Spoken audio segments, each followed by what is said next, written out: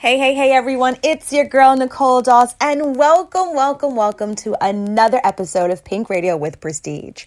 I gotta tell you guys, I am so excited for this episode because this really took some in-person research, and I gotta tell you, it definitely took me down a little bit of a rabbit hole, and I can't wait to share more with you.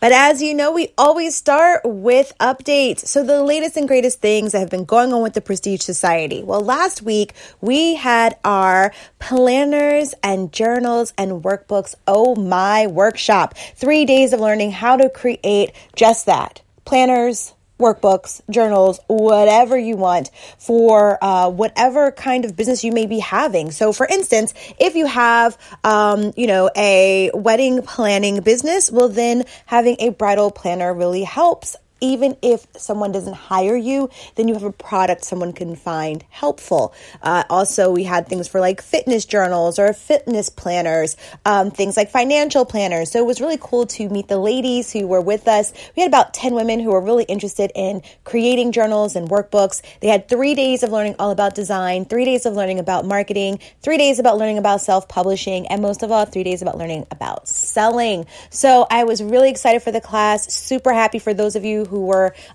there, who are our listeners. But now we're opening up our membership. So right now it'll say membership is closed, but there is a place for you to be able to do two things. One thing, either go on a wait list, or two, scroll down and actually go and register or apply to be part of the Boss Academy, also known as the Prestige Society. So super excited about that. And I invite you all who are really interested in investing in your business this year and really growing in 2021 to go ahead and join the wonderful, awesome, and fabulous sorority of girl bosses at the Prestige Society. So please go check us out at theprestigesociety.com. Learn more there. Next update, guys, I know there's certain things that I do that I slay. There's things I do that I am killer at doing. And there's other things that your girl just sucks. And that is me on Facebook. Not me on social media, just me on Facebook in general. I'm not a Facebook fan. I really don't like Facebook. I do understand the consumer power on Facebook as a business owner, and I do appreciate the communities that it helps to build. It's just that I just really do not enjoy interacting on Facebook. But I've decided that really getting my Pink Radio fam together in one place is more important than to say we're not going to have any format or any platform for you guys to be able to interact with those who are listeners across the globe. Guys, you will not believe it, but I have listeners in Indonesia, Australia, Alaska, Canada. So I want to make sure that we are bringing all of these wonderful people into one space so that we can chat more about the topics that we go over on the podcast. So this is where you get more of me, more of my insight, more of my podcast in a free space. So I say jump on it if you will. Also, if you love the podcast, if you feel like it is giving you gems, if it's giving you information that you can really relate to or apply to your business, I'm going to ask you a huge favor. It's going to take honestly a large amount of effort on your behalf, probably a half day worth of effort, but I think it's well worth it. Could you just hit subscribe or leave a review?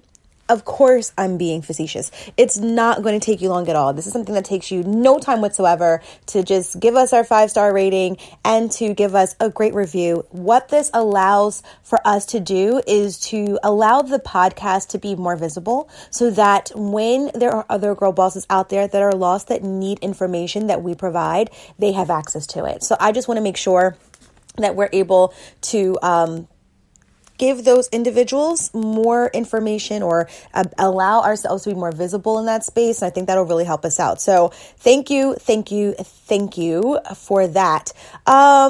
Let's move on to today's topic. Okay. So you know me. It literally takes one person to mention one thing to make my ears perk up and say, let me see what this means. Now I got to tell you, there's been some people who said, hey, should I start an OnlyFans page? And I definitely did not jump at that. Like, nope. For me, I don't even really know what OnlyFans consists of, but I feel like there's some dark stuff happening on there. So that is definitely a social media platform that I have no interest in being able to explore more of. But I had some really great bosses mention Clubhouse that I respect and that I really love following. And so I said, you know what? Let me go and check it out. So I'm going to give those bosses a shout out just so that we can make sure that we are putting eyes and ears on the boss community so that we all can do a better job at supporting one another. So the first one was Tarina Nicole. She is the one who has the South Jersey Design Center. It is based out of Camden, New Jersey. She is a fabulous boss. She is a designer. She, when I first met her, she had Gypsy Goods where she was creating beautiful accessories like handbags. She was the first person that introduced me to the tote clutch, as well as made beautiful leather earrings. She would do wonderful remix of fabric and make them into beautiful things. I just recently saw her post. Someone gave her some jeans that they haven't used, and she made this beautiful ottoman with those jeans. Yes, she did. She'll do things like take handbags and make pillows, or she'll just do all kinds of crazy things that look absolutely fabulous, that looks like you paid a cajillion dollars for it, and you don't, because it's literally, you're paying for her service, but you have the material, you have the stuff, and she remixes it for you. She definitely uses a term that I cannot remember what the term is, but I'm using remix. I saw her mention Clubhouse. And when she mentioned Clubhouse, she shared that Clubhouse placed her in a space where she felt that it gave her a voice, like where it gave her a platform, and that it did more for her from a networking standpoint than Facebook had done in years. Like what she did in one day was more beneficial than what she had experienced being on Facebook for years. I was like, ooh, tell me more. Then Rima from Dreamworth and Company, she said something on her story where she said, I'm finally a cool kid, got my invitation to Clubhouse. So literally I saw these two mentions in one day and I said, okay, I'm interested. This definitely made my ears kind of, raise up. And I said, let me just go ahead and see what's going on. Let me see, what Clubhouse really is all about. So guys, what do? I go and I read up on Clubhouse in my app store, and Clubhouse tells me that they're in beta at this point. And for those of you who are like, what is beta? It's like another word for like UAT, or it's like a end user test to pilot something. And it's more than a UAT for those of you that are tech savvy and that work in the IT space. So it's more than just a user acceptance testing, but it's more like a pilot of what you think would be in production. Production is just the finished product that you use and see. So for those of you that are using the latest instance of Instagram or the latest instance of Facebook, that is considered prod or in production, right? So that is the finished product that end users are able to utilize to its fullest capacity in that instance. When there's an upgrade, they go through a test cycle and then they push it out into prod, or they push it out into production, right? So that's just a really quick IT 101 for you.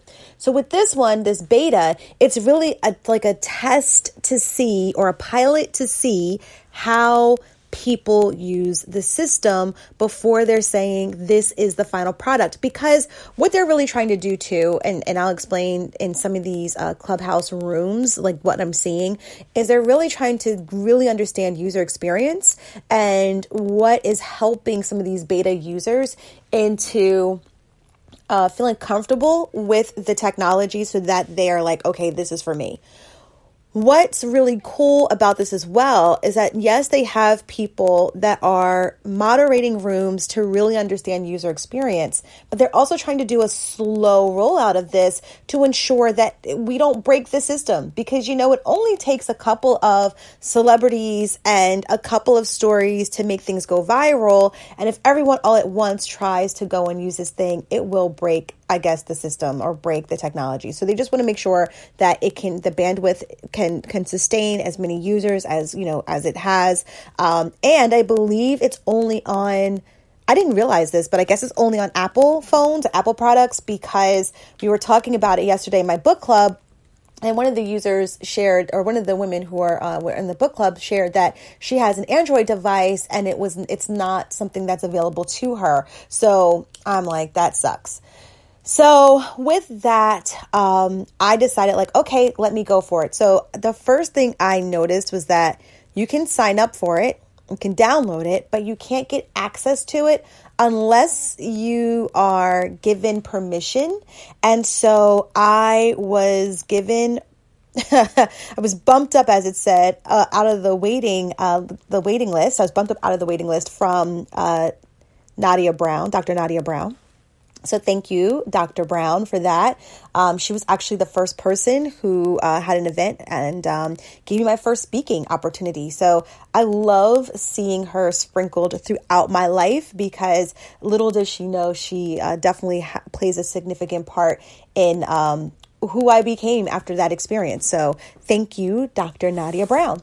So with that, I started playing around in Clubhouse. And I just want to kind of give you a feel of what I was experiencing. So number one, no bells and whistles. So one of the things that completely turned me off from Facebook after being a huge MySpace fan was the simplicity of the layout and design. So I, being used to MySpace gave me the experience of what it was like to build a website before building website was made really, really easy for people who were not coders.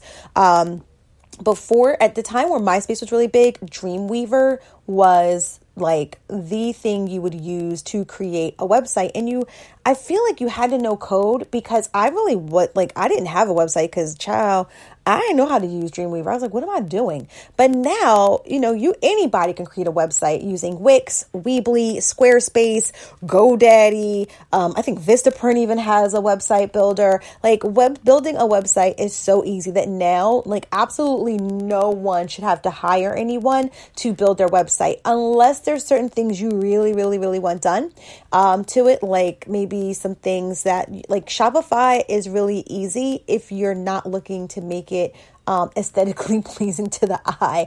If you're interested in that, then you need to hire someone who specializes in Shopify sites, building Shopify sites. If you want to use WordPress has the ability to look like someone's, third grade teacher's newsletter, kind of blog, or it has the ability to be extremely impressive in its layout. And the reason why it's so far in its spectrum is because it's heavily dependent upon code. So if you're going to just focus on making something really easy peasy. And so I made a blog when I was going to graduate school. And it was part of what we had to do. So I had to have this instructional design blog. And you had to connect it to your LinkedIn page. So I had this instructional design blog, and you had to write certain things around topics we were learning. And I just remember it being a really simple looking, it was just very rudimentary. It was not sophisticated at all. I think I had a Blackboard background, or it was just not really that sophisticated. So when you see other sites that are in WordPress and they have all these really great extensions and plugins, it's really heavily in code. And a lot of people who have these sites are not the individuals who built it. And they find that it's also really hard for them to be able to always do upgrades or updates to their site, because you're dependent upon the person who built it to also maintain the site for you. So I normally stay away from WordPress or anything that is like that. But when I was in MySpace, MySpace gave me that freedom to do things like add wallpaper and to add music. And I think the latest style I remember for my MySpace page, because at that time I was really heavy in doing parties. So I used to do I was a party promoter in Philadelphia. And so having pictures of my events was huge. And I always did themed events. So we would do the Pretty in Pink party where women would come in pink and men could come in white. I remember we had Jay Ski at the time. It was 103.9 The Beat. And he was one of our DJs, and he had a flyer, and two other DJs from that radio station also would throw parties at, I think it was like at the time called Club 327. I don't know. It was Brave New World 327. You know how they do. Clubs change names. And they saw the flyer and they literally like stole the idea. And like that Saturday, they had a party that was like the pink and white party. But our party was called Pretty in Pink. So I was like, but luckily it was two different crowds. So it wasn't like we missed out on anything. But, you know, me having those pictures of our promo girls with their cute pink wigs. I remember I took these pink wigs and had a hairstylist. Shout out to Rachel Lightsey for cutting up the pink wigs in all different styles. They wore white button-down shirt dresses. Moet was our sponsor. So we had the ability to give complimentary glasses of Rosé Moet to everyone who came at a certain time. So, you know, we would do those. I think we did the 32 flavors of the city. So we did ice cream sundaes. This is when we were doing at Tragos. Tragos was at Rittenhouse Square. I mean, shout out to Benito, who was the owner of Tragos. We had a really great time. Of course, this was before your girl became a mama of two. I was a mama of one, and your girl wasn't married just yet. So, you know, I really needed my space to be aesthetically pleasing, to show people what they would be able to experience if they came to one of our events. And I remember I had Khalees's song on my page. So when they would come onto the page, it literally would be like, I taste just like candy, so dance with me. Oh, you couldn't tell me nothing. And then I had wallpaper of like this girl's lips with like Jimmy's, like sprinkles, ice cream sprinkles, like all over their lips. I loved MySpace. And then I did a joint venture with a friend of mine, shout out to Aaliyah Crawford, and we decided to do this urban jungle theme at Miss Tootsie's. And so they decided we should leverage Facebook. And I moved from this MySpace space that I had to start marketing on Facebook. And I'm like, what is up with this just like white and blue screen? Like, this is all we have? Like, we can't put wallpaper up? I can't put music up? I can't, like, what is up? And in MySpace, it was so easy to network because literally all I had to do was put in DJs and it would give me all these DJs in the area. And I could put in models and I could find all these promo girls that I could reach out to. I mean, it was really a great way if you were in the industry at all, like entertainment, nightlife, that was really the space for you. So now we move on to Facebook. We have now become absolutely acclimated to how Facebook looks. And now we've also introduced things like Snapchat, favorite for most, TikTok, as well as even Instagram. And what we found, you know, with Facebook is that this is the place where you could build communities. We found with Instagram that aesthetically pleasing thing that end users look for, right? So what's aesthetically pleasing to their eye would be pictures that you find through Instagram, and then even being able to have more of a touch through things like story and videos on Instagram. TikTok, you're able to be entertained by all the different videos people can put together very creatively through TikTok, whether it's educational, for entertainment, what have you. And then we have Clubhouse. And Clubhouse has no bells and whistles. It literally gives me that same feeling I had when I went from MySpace to Facebook. Like, oh, this is real simple. I don't know if it's because it's beta, because I will say Facebook has evolved. I don't know if I've just become used to Facebook or Facebook just has evolved. So now there's more bells and whistles with Facebook. Not at all like you can do wallpaper or anything or put music. And honestly, that's like a really antiquated, thing people used to do on their websites. But like, we love music because that's why we put it all in our stories and all in our reels. So it's not like you can do that, but definitely on Clubhouse, you feel that very bare bones kind of feeling. So when you are in Clubhouse, what you would call your feed is what's dubbed your hallway. So as you look through your hallway, you're able to see all of the different Clubhouse rooms that have certain topics. There are certain ones, I guess, that are scheduled. So there's like a schedule that you can see. I was able to see Lizzo had a room and she was scheduling a talk around diet versus detox and what's the difference. Soulja Boy, these are just people who keep coming up in my hallway. So I see Soulja Boy a lot. I see Angela Yee. She is with the Breakfast Club.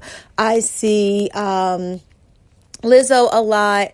And then I start seeing industry specific rooms. So I'll see the PR exchange. I'll see global brand strategies. I will see those kind of rooms. And so it seems like I keep seeing the same rooms, and maybe it's because with any algorithm, the more you tap into something, the more then platforms will place that in front of you so that you can engage even more, because they're taking the cues from you tapping on something to say that's what you like. So I was just being nosy. I'm not a fan of Soulja Boy's at all. I don't even know if he has like any latest music. Like I don't know nothing about Soulja Boy other than old Soulja Boy stuff and then like Love and Hip Hop Soulja Boy stuff. So like I don't really know much about him. So only reason why I was going in the room is because I was just really interested to see what are these celebrities doing in these rooms. NBA players have rooms as well, because you can see like talks around NBA. You can see talks around like even like continents and countries, and it's crazy. So like the young Nigerians want to know like what's going on. There's like an African blah blah blah thing going on. It's like the new Nigerian something, and there's another one where I don't know what the flag was, but they said, "Hey, do we think Clubhouse is the new Pal Talks?" And I'm like, what is Pal Talks? So I figured maybe I don't know what it is because maybe I'm just that old and antiquated, or maybe because of the flag, it's something that's specific to that country. So it was really interesting to see all of the different rooms that are coming up in your feed. Remember, when you're in Clubhouse, that is called your hallway. But here is where your girl was not necessarily ready. So I went into this business global strategy call or room. I have to say that is my favorite room thus far. So now this is day 2 of me going into the room, and I really like it. I love the conversation that goes on. It feels more aligned with my interests. So more of like coaching strategies, more things around business. How do you become international or have more of an international brand awareness? So these are things that are more my thing. I'll tell you about my fear of like the rabbit hole with Clubhouse, but I really like this global strategy one. So with that was probably the first room I really wanted to like sit and listen in without just being nosy. So the room wasn't big. Now, most of your rooms will have a lot of people in there. And I feel like if you really want to make connections, like don't just go in the rooms that have a whole bunch of people. There's strategy to Clubhouse for sure. I'll share with you my strategy for navigating it, because Clubhouse really can be a black hole for you, because it is entertaining and it is informational and it is something where it's like no one goes to sleep ever. And you're hearing this, how it's evolving from when some of the earlier users used it. Because listen, I just got this invite because I downloaded it, and it's December. People are talking about back in August when they were part of Clubhouse. And I'm like, wait, what? It was around that long? Like it was around since August? Who knew? So with that, what ended up happening is that I was actually in this room, this global business strategies room, and it wasn't a lot of people. And the narrator is in Italy, and the moderator is in Italy. And I think the other person's in the UK. So there were 2 moderators, and the main moderator's name is Peter. And so Peter is like, this is where you can ask questions. This is where we can get engaged. This is where blah, blah, blah, blah, blah. I don't know if it was Monday morning or that we just weren't used to it or we were all new, but like no one said anything. So of course, I had to say something. And all I did was so you get 2 options. You either get to leave the room quietly. I'm sorry, my kids started screaming. I didn't know what was going on. It was just excitement. No emergency. So you can either tap on the peace sign icon, which means you're leaving the room quietly. I guess that means you can leave loudly. Like, I don't know, but there's the option for you to leave quietly, or you can raise your hand, and that's where the moderator can acknowledge you, and then you have the ability to speak. And when you have the ability to speak, you do a difference of tapping, the mic to unmute yourself, or to tap it again to mute yourself. So of course, because I'm new to this, I'm thinking, oh gosh, I'm about to start speaking. I'm really nervous. What am I going to say? And I go to speak, and I realize no one's responding. That means that I'm not unmuted. I hit the mute button. We're on. Right? So I don't ask a question. I just say, hey, I don't have a question per se, but I really want to just say that I appreciate the nuggets and all the gems that you're sharing. Thank you for creating this room and this space for coaches to be able to learn from each other. And that was it. I made it really quick. And I just wanted to say thank you. And the one moderator said, that's great, Nicole. Thank you for sharing. The second moderator, in the amount of time that I just said thank you, literally went to my profile. My profile is tied to my Twitter page, saw what my company was about, came back to the call or to the room. Because here's the thing, even when you come out of it, you're still listening to it. You're still active, right? It's not like YouTube, where if you come out of YouTube, everything stops. It still plays. So he could do all this very easily and navigate very easily within the app. Because like I said, your profile taps, it's tied to your Instagram and to your Twitter. Now, unfortunately, I'm having problems connecting my Instagram, but that's just me and my password issues, nothing else. But it has connected perfectly to my Twitter, and that's what he looked at. So in that time, he came back and said, oh, Nicole, I see your company, and I see that you are doing this, and I see that you've done this. Nicole, tell us, how did you get there? Wait, what?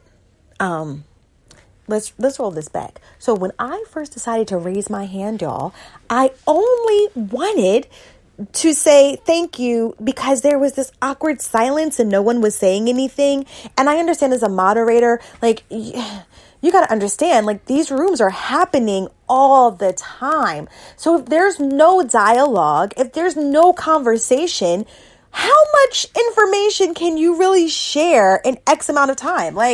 Honey, I talk for all of 20, 30 minutes and I'm ready to end our little podcast episodes. I couldn't imagine if I just had to talk to a room of randos who weren't answering, but I know they're there because I see their pictures, and I don't know if anything that I'm saying is resonating with them or what. There's no pressure with the podcast because in my mind, y'all are all listening. You guys are all excited about the episode, and I can never see how many people at that given moment are listening in. So I just assume I'm talking to myself, and it's just a great conversation with myself. So with that, I did not imagine this was going to turn into an interview, but yet it did. So I was just holy crap. Here we go. But let's talk about the good thing from that. I now had the opportunity to share my business unknowingly. I didn't know this was going to happen, right? With a room of people. And although the room wasn't big, it wasn't 100 people in there or 200 people in there, but it was maybe, I want to say, I felt like there were 5 people in there at a time. But by the time I left, it was 20 people in the room. So now it's 20 people who I don't know, who now have the ability to go onto my profile, learn more about me. And imagine if it was a room of 200 people, now I have the ability to then interact more. The cool thing is that when you go into larger rooms, what you will find is that there are moderators, but then there's people who are being invited to speak, and the people can be up to 10 people. So they're up kind of in this panel space, and the moderator can speak and ask the person to speak and call in the person's name. And there's really this great exchange of information, wealth of information if you get into the right room. So here's going to be my tips on how you navigate with Clubhouse. 1, don't go in there being the overambitious rock star, okay? Take the time to just learn a little bit and get in where you fit in.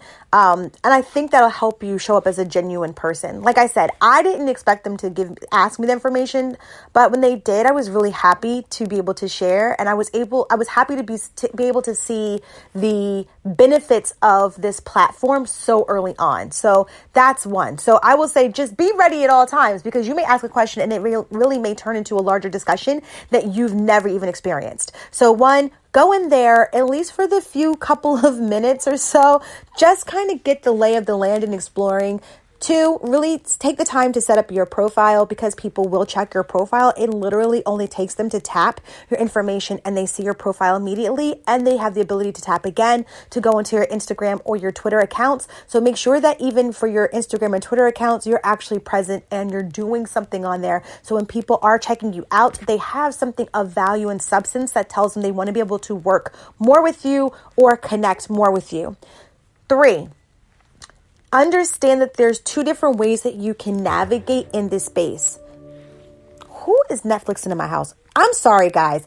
We are all like in this weird pandemic kind of thing where like we're not necessarily on lockdown in New Jersey, but the kids aren't in school and this is during their break because it's lunchtime, and I can't find a quiet space in my house. Not in my office, not in my bedroom. It's just like, and everything seems to echo throughout my entire home. So I do apologize, guys, if you are hearing background noises. That's not the norm. So please, please, please forgive me.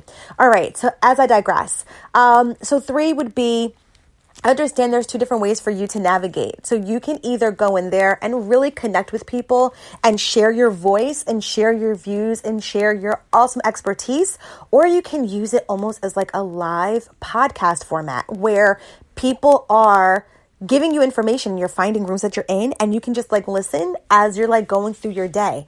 That is the part for me that I thought was amazing. My daughter is in college. It's her freshman year. She's doing, her major is business management with a focus in the music industry. And I'm like, boo, there's rooms that are just focused on things like PR, A&R work, things like that, where you're hearing from people who are in the industry. You need to be in these rooms. You need to hear what they're saying. You need to figure out who you need to connect with. And she's such an introvert that like, I think that part of it intimidates her, because you can't hide behind a screen. Now, here's the thing about Clubhouse. There's no texting. There's no posting of pictures. There's nothing. Everything you're doing is going to be on an audio format. So you have to be comfortable with asking questions and speaking up. And I think that's one of the things that she struggles with. So for her, it seems a tad intimidating. But if for you it seems a tad intimidating as well, go in with the mindset of you're just going in there to listen, because you will learn so much from so many people. And also too, celebrities are exploiting the crap out of this thing. So if there's a celebrity or a personality or an influencer that you really, really like from a brand that you really, really love, use this room, use this social media platform to go into that room and learn even more from them, because I promise you they are using this platform to share gems. So I hope that this has given you some insight on how I use Clubhouse, how you can use Clubhouse, and meet me there. If you're there and I'm there, look for me. I'm there under the Prestige Society. Please, please, please check me out. I would love to connect with you. Maybe we can start a room as well. All right, guys, have a wonderful, awesome, and most of all, blessed day. Bye.